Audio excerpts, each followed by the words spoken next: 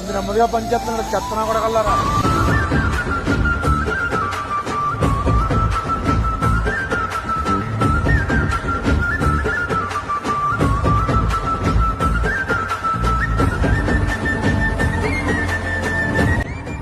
అన్నా ఆ పైసలు మాకు ఇస్తాం, మేము వెళ్ళిపోతాం.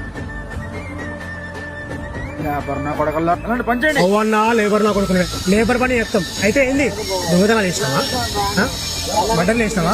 లేదు కదా, మరి అరైతురే ఎవరికి కొడుతున్నావు?